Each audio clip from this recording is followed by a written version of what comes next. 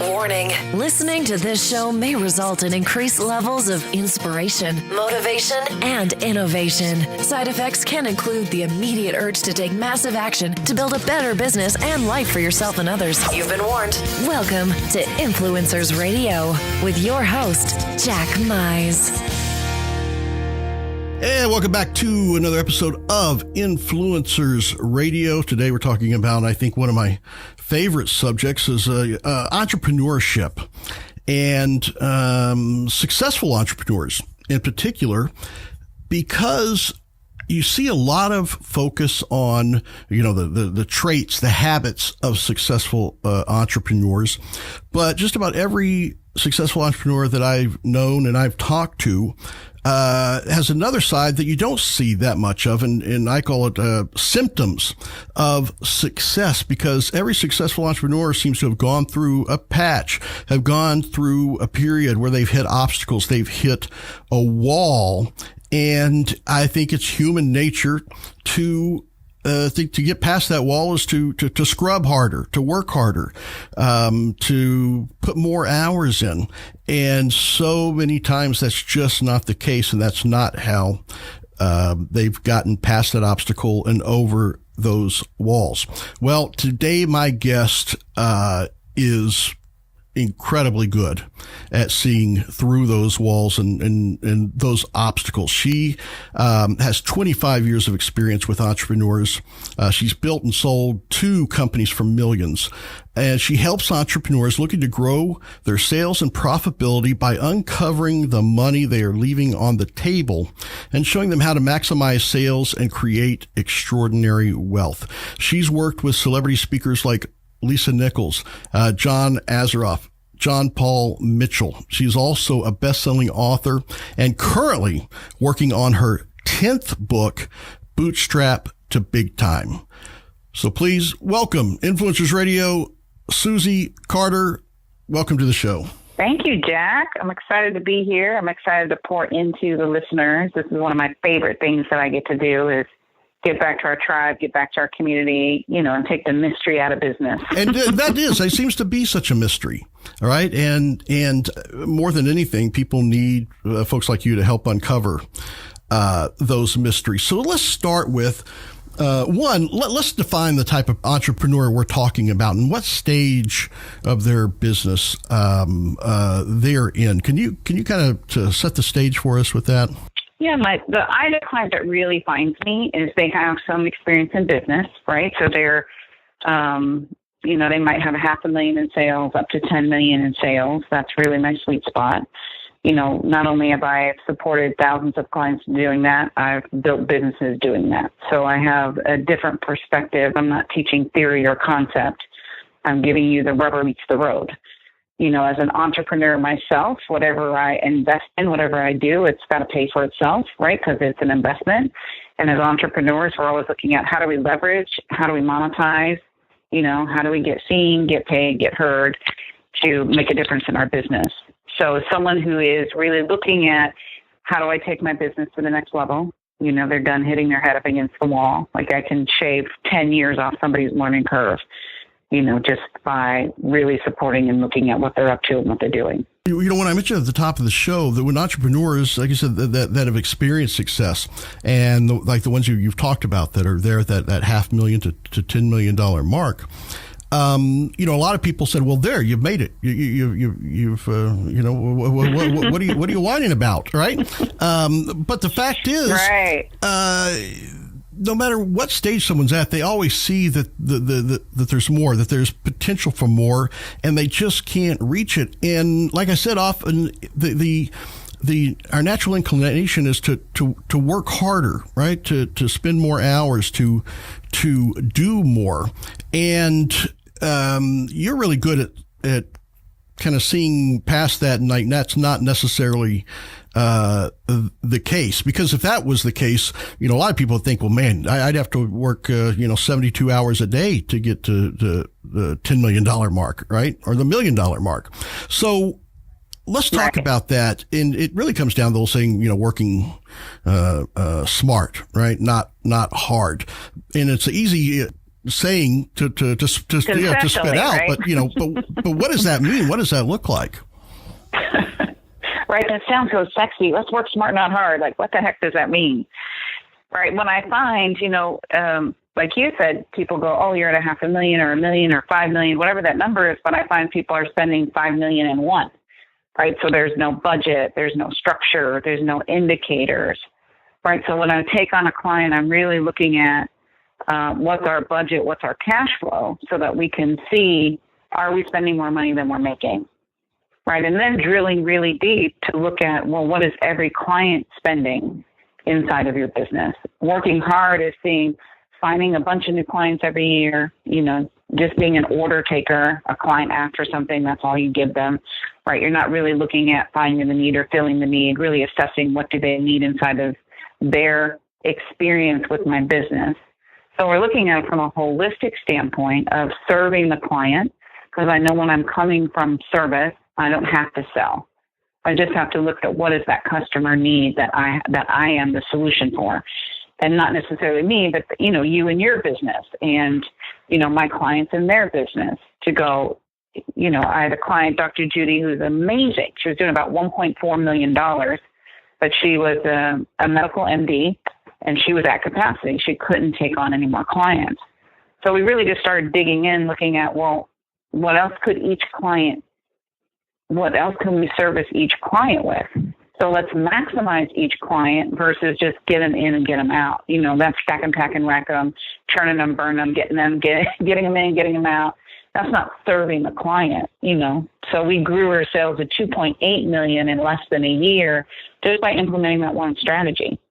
So when you know what you're looking for and you know what indicators to measure, right, there's money everywhere. Right? Nobody teaches us this stuff, right? In school, you've got to go to different seminars and piecemeal and go, oh, I got that piece. Now let me do that. Oh, I got that piece. Let me do that. Oh, I got that piece. Let me do that. So we're working on this massive jigsaw puzzle as a solopreneur or an entrepreneur. And it can be extremely lonely, right? Trying to figure it out all on your own. Well, you know what? I smell something burning, and I think you got a lot of brains working right now because you said a couple of things that I want to step back and make sure that we don't miss out on. First of all, when you're talking about, people with $1 million businesses or, multi-million dollar businesses, in the same sentence with they have no budget. Right. How unique is that really? I mean, there's probably a lot more of that happens. If someone's in that situation that, wow, I brought in $2 million last year, but I really don't have a good snapshot of where it went or where it came from. Is that really unique, or do you see that as being more common than people want to admit to? It's more common than people want to admit to. They might get their profit and loss statement, but they're not sure how to read it or what does it mean or what indicators do I need to look at. So it's, being able to drill down into looking at how effective are we? What do things really cost? How many units do we need to produce? It's taking this complicated thing called a profit and loss and really being able to tell the story. Like every P&L has a story. Like every business has a story. The numbers just tell me what the story is. And I had to learn this the hard way, Jack. This wasn't one of my, I'm not a CPA. I'm not an accountant. Didn't go to school for financing. I had to learn just like everybody else. I got bloody knees and bloody elbows, did it wrong, lost money. So I'm not preaching from my mountaintop like, I've done it all perfect. No, I was in the trenches too going, oh my gosh, somebody should have taught me that. Oh my gosh, somebody should share the what doesn't work as much as what does work. Because there's people who are teaching theory and then there's people that are teaching practicality. So I'm teaching from a place of practicality. I went into a business that had $10 million. And we were losing $300,000 a month when I took the company over. $300,000 a month. And everybody was blind to it. And I'm like, do you all not see we are leaking money at an accelerated rate? And in a year's time, we turned it around. So at the end of the year, we had a positive cash flow of $300,000. So that's just a huge, and I don't want to minimize what I did, but I just really looked at where are we spending money and why are we spending money? Where are we spending money? Why are we spending money? Right? And how do we raise the top line and lower the bottom line, which is the expenses, so there's profitability left over. I think so many people just get caught up in the top line and go, oh, I'm making money. Well, are you making money, or are you just working really hard? Because making money is what's money left over after I paid everybody. That's making money. So there's a different wealth formula, if you will, in running a small company. It's not just gross sales. That leads me to the second point that you made when you're talking about people hitting capacity. Because a lot of times when people are at that, if someone is making $10 million and losing $300,000 a month, the next, it seems like, inclination people have is, oh, we need to get more clients. We need to get more clients in, right? Let's go get more business. Mm-hmm. And you said something that it's not necessarily about getting more clients, but maximizing, I guess, is the term you use, the clients that you're already working with. And that seems like it would probably solve a lot of problems, but it's hard to determine that when you're not sure what your numbers are. But what do you do in that sense when you do look at the numbers and you see that may be an answer when a client is wanting to, okay, so what do I need to do to bring in more business? How do you say, well, whoa, that may not be what you need? Right. Let's see what business we're bringing in. You know, a lot of entrepreneurs, we make up our pricing by, what does Jack charge? What does Susie charge? What does Bill charge? What does Brian charge? What does Sam charge? What does Melanie charge? Okay, I'm going to charge this. Okay, well, that has nothing to do with your pricing strategy. And that's just how we did it as entrepreneurs. We just made it up based on the market. Sounds sexy, but the reality is it has to do with our overhead. And inside our overhead, we want to plan for our profitability, right? Profit doesn't just happen. We have to create profit. It's kind of like savings, right? If you don't plan to save, there's never money left over to save. The same thing. And I find clients are trying to, I'm going to lowball and let me just go after the cheapest client. Well, the cheapest client may not be the right client, right? You've got to do a lot of clients to pay your overhead. Is that the right client you want to serve? And I find people trying to market to everyone is really marketing to no one. Because give your client the choice to say a powerful yes, but more importantly, a powerful no. Like, she's not a fit for me. Like, I scare people, right? Because it's just exciting to me, right? And if that doesn't excite people and they don't want that kind of fun and intensity and me looking in your underwear drawer, so to speak, right, then I'm not the right coach, right? But I find money everywhere, and my client I was working with, she's a publishing company.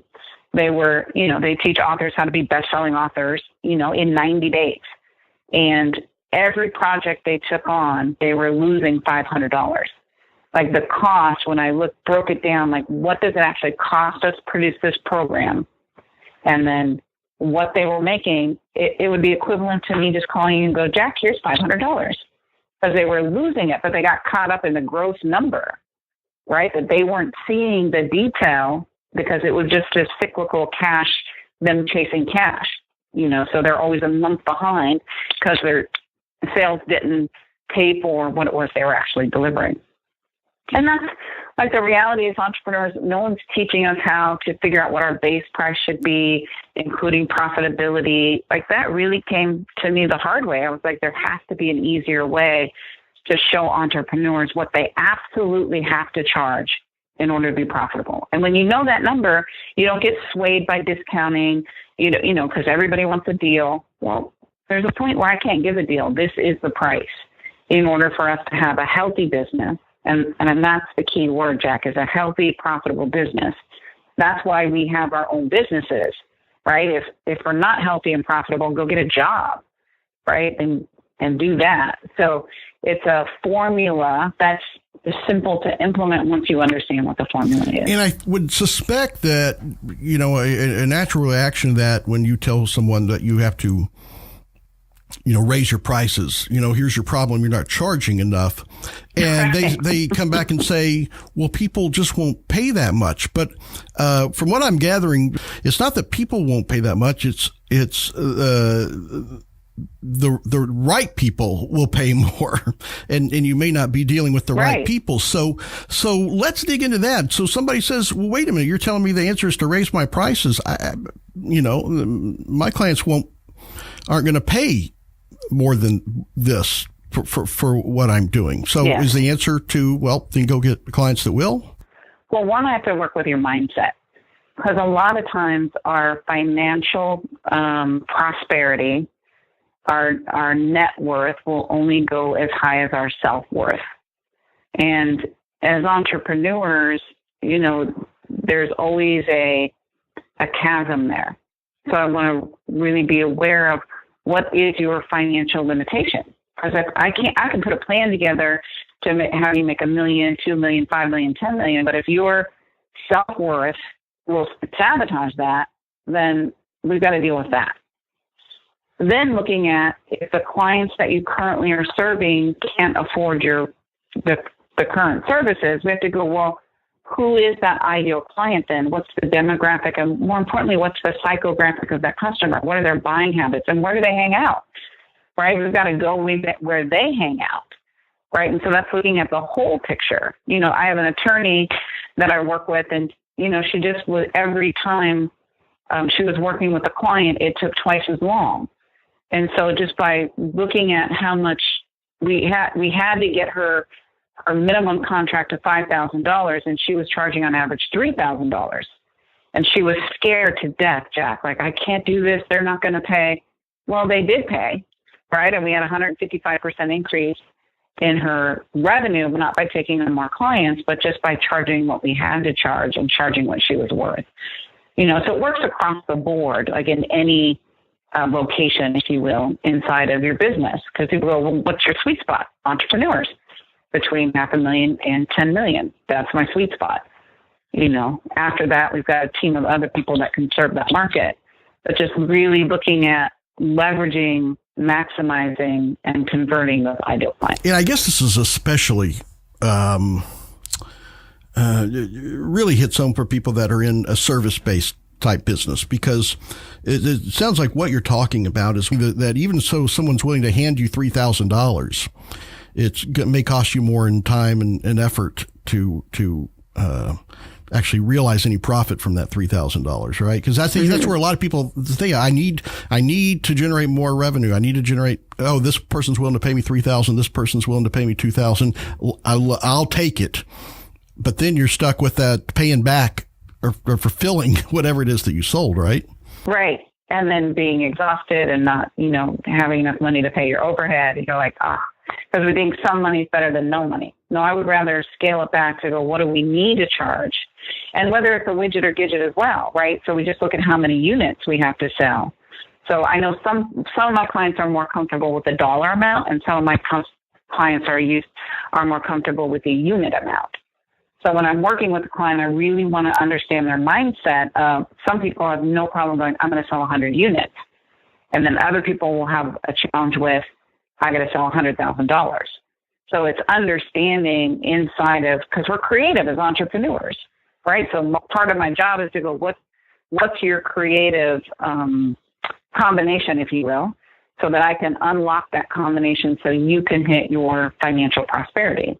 Right. My goal, my passion is every single entrepreneur should experience extraordinary wealth, right? And extraordinary wealth, not just in finances, but in their family life, in their personal life, in their spiritual life, having that holistic success. But if I just focus on money, like the rest of my life isn't balanced, right? And I've done that in the past where, I've just focused on business and I'm like, I don't have a personal life. I would love to see my family. I would love to go on a date. I would love to experience life or go on vacation. So helping entrepreneurs, if we're going to build it, let's build it on cement, not sinking sand, so that we can really build a solid foundation. And that's, one of the things that I really like about what you do is that you don't sell easy answers, right? Because the easy answer is just charge more. Right. But you're realistic with folks, and so I want to take it the other way. Let's say that you're working with someone and they say, I can't charge more. People won't pay more. And there's got to be times when maybe you look at that and you say, you're right. People won't pay more. So we need to attack this from the other end on, let's fix how you're fulfilling this. Let's fix the operations part. Do you run into that? Yeah, so we're again looking at the business holistically. Like, what's the sales department doing? And as most entrepreneurs, you're the sales, marketing, operations, and finance department, right? So on everything. So it's looking at how do we make the engine, if you will, more efficient. And sometimes the owner isn't the best person to do those things. Like when I started companies, the first person I would always hire was the operations person, because that's the details, that's the contracts, that's, making sure that the systems work inside of the organization. Because I'm an entrepreneur and I'm naturally creative, I had to create structure around me so that I could produce even inside of my, sparkle, squirrel. Go, what's that structure that I can follow so that I can get predictable results? Right. So from having sales scripts, I still use the same sales script that I've been using for 25 years because it works. Why do I want to change it? It works. I have a 50% closing ratio. That works. Right. So in front of the room, I have a 68% closing ratio. That works. So what I like to do is really look at the whole business and go, how do we systematize this so we can take the minutia off your plate? Right? Or give it to somebody else. Like, don't spend dollar time on penny jobs. As an entrepreneur, I'm trying to do it all myself to save money, but we're losing thousands of dollars because you're doing stuff that I can pay somebody $15 an hour to do. And so really having people look at what's the highest income producing activity only I can do. And normally with the founder, it's the delivery of the service or product and the sales, because they're the front and the face of the organization. So let's work on that and let's outsource everything else in a cost-effective manner, right? So looking at interns, looking at, hired help or part-time help to go, sometimes you just need that person to show you what you can't see, right? Hold you accountable to what you don't know so that you can be the person that you know that you can be.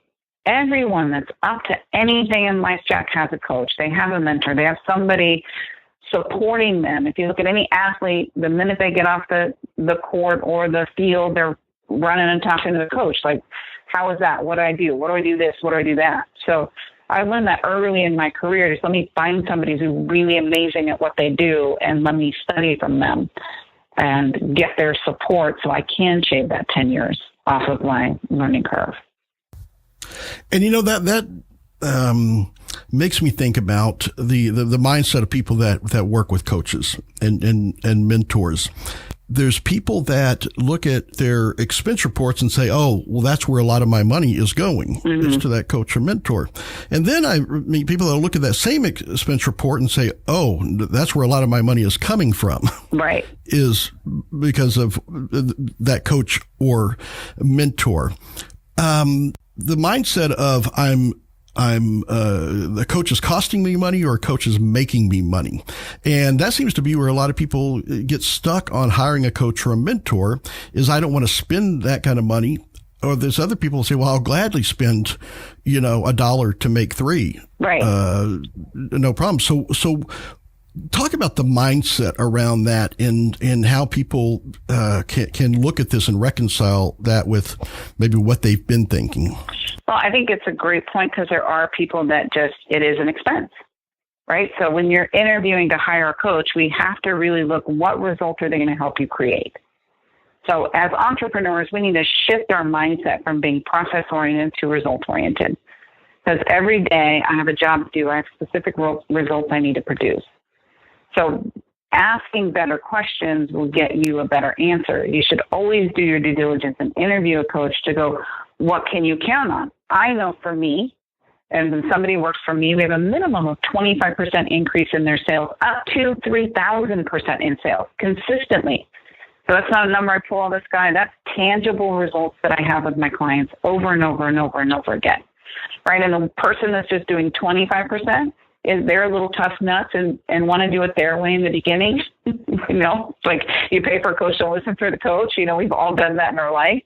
And to go, look, you can have accelerated growth if you just follow this system and follow this structure. So I think there is some truth to sometimes coaches they are an expense, but you have to look at, well, what does my business need right now? So I have a business coach in my life. I have 2 financial coaches in my life, right? Because I'm playing a big game financially and need that. I've got a fitness coach in my life, and I have a spiritual coach in my life. And so when I look at my life, I surround myself with people that are 10 steps ahead of me. So I can either do it the hard way, and fall down, get bloody knees, or I go, who's the expert in this, right? And what result are they going to help me produce? So I'm always, from my coaches, looking at what results are they helping me create, from my social media to my bank account, to my marketing strategies, to my web conversion. It's all different matrix. So the better the questions when you're interviewing for somebody to be your coach, the better answers you'll get. And it's a relationship, right? You have to feel that, like, I believe in this person and this person believes in me. I know when I'm hiring a coach, Jack, I'm betting on myself because I'm the jockey. I'm not betting on the horse. I'm betting on me because I know it doesn't matter what horse I get on. I'm a great jockey. I'm going to win. And so I want clients to go, there's part of it that the entrepreneur has to get up every day and implement the strategy. I can lead you to the water, but you got to drink, right? You've got to take the coaching. You've got to take the radical action.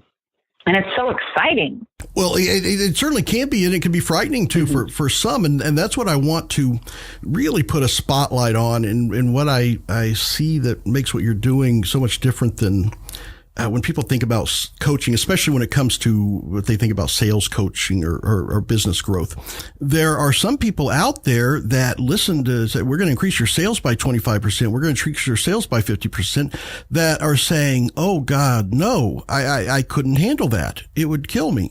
Because I do know the coaches that can without a doubt go out and help people get 25, 50% more sales, but it would literally kill them in the fulfillment side of it, especially solopreneurs that, well, they go through a sales cycle and then they say, oh, I made a bunch of sales. Now I got to fulfill it. And they neglect their sales cycle. Those are the people that I see, that I talk to, that are doing $500,000, $2 million a year, but are locked into that hamster wheel. So at what point during the process do you say, all right, before we hit sales, we're going to talk about that fulfillment? And if you're going to have a prescription, what would the next year look like for someone that would go through a process of fixing that? Well, we have to look at what's the end-to-end experience for the customer, right? Because if you're a great salesperson, the next person we need is the operation person, right? And an operation person, you've got to invest a little bit of money in that. That's not a $15 an hour person. Right. So their job is to look at how do we serve each client when they come into our culture, so that we can give the customer service, we can give the client experience for whatever price point that we're charging. Right. I think that's one of the biggest underdeveloped strengths that I see as entrepreneurs, is not really looking at that. It's, they're closers. They're just excited to get people in the front door. That was my example with the client that I took on that was doing 10 million, but losing 300,000, every month, like bananas, right? To go, we have to look at the whole picture of the business to go, is this model even sustainable in what we're doing? Right. So our first several sessions, right, it's my homework. I do intake, and then I dig into your business and I formulate my own plan. Going, if this was my business, what would I do? How would I serve the customer? What would I implement immediately? Because when you're taking me on, if I become an investor with you, I'm investing my time and energy. Yes, I get paid for that. But the reality is that's a big lift to take on somebody's business. So I'm always looking at, one, is it a relationship that I want to get into? Because I'm at a place in my career where I get to choose the clients that I work with, which I love, to go, is this business model sustainable? And then what infrastructure do we need to put in place so that it can live without the owner being there every single day? My business I sold for several $1 million, and the beauty was I didn't have to be in it every single day. Right? It truly was a turnkey business because I set my business up from day one as if I was going to franchise it. So what needed to be put in place that Susie can't do or can't touch? How can I systematize that so that if I'm not there, if I used to always say, if I got hit by a bus, could somebody come in and take that division over, that piece over? And so every person I brought into the organization as I started to grow, they had to make their division, their job, their role better for the next person. Let's leave a roadmap for every person. So the more we can systematize and the more structure we can put in place, then we truly are building a business to sell. Because every day we go to work and every day we build our business, we're either building it to rebuy it or I'm building it to sell it to somebody else. The goal is sell it for millions and retire, or sell it for millions and start another venture, right? Or keep doing it so that it gives you a lifestyle that a job could never give you, right? That holistic success where your business is running and you're in Tahiti or Bahamas or at home, wherever you choose to be. And I think that's really the foundation of what people are looking for. That's kind of the why, I guess, of what they're doing. That when someone does work with you or a coach that understands your philosophy, that you're there with them to help them get through that. Okay, we increase sales by 25%. Now let's make it so that you don't get run over by fulfilling this stuff. And I think that's a huge issue that a lot of people, that just isn't addressed. And I think that's why I consider you an influencer, is the fact that you do address that, because it's a real fear of people that are generating the kind of money that we're talking about. Right. We can grow too slow and go out of business, or you can grow too fast and go out of business because we just run out of cash flow. Right, inside of a business. I mean, I think it's sexy to have double-digit growth every year, but double-digit growth is really a challenging opportunity because we're having to do the cash flow shuffle, if you will, trying to manage that and growing inside of that. Yeah, and I think that's really the key. Is you're not working just on profitability. It's the way you put it, you work on profitability and productivity, and those things I think have to be balanced, right, to truly have success. How could people find out more about Susie Carder, follow what you're doing, find out more about your methods and strategies to get a business to this point? Because there's a lot of people out there that are right at the point that we talked about today. Well, I make it really easy. So all my social media is Susie Carder. So you can go to Facebook, Twitter, Instagram, it's Susie Carder. And then you can go to my website, susiecarder.com. There is a predictable success method that you can get as my gift to you that really looks at building a strong infrastructure in your business and 10 simple ways that you can do that. Like, what do you need to look for in growing an organization? Whether you choose to use me or choose to use somebody else, like, the information is incredibly valuable. My goal, again, is to help you live a life that you love and live it with extraordinary wealth, that you experience that and truly experience the entrepreneur's dream. Well, Susie, I want to thank you for coming on and sharing this today, because it really has been enlightening. I think it will help a lot of people that think that maybe their issue is unique, and maybe help people that think that they don't have their books, they don't understand their expenses, they don't understand where their money's going, they don't understand where their money's coming from, that they're not unique, and that there is a solution out there for that. So thank you very much for coming on and really uncovering that and sharing that information. You're welcome. It's my pleasure. Right? I want to make business fun, put back the passion inside of what we're up to as entrepreneurs, so that they can leave a legacy and live their dream. All right, folks, there you have it. Definitely check out SusieCarder.com, SusieCarder.com. We'll have links on the show post, and along with ways to find out more about Susie and follow Susie. But definitely, I would suggest going to her website and grabbing that free gift, and we'll have a link there on the post as well. And remember that a coach and mentor is an investment that should result in profitability, both profitability in time and in finance.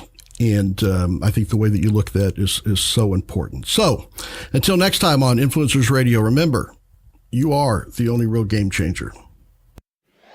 You've been listening to Influencers Radio. To get all past shows and updates on future shows, visit influencersradio.com today or follow us on Facebook at facebook.com/influencersradio.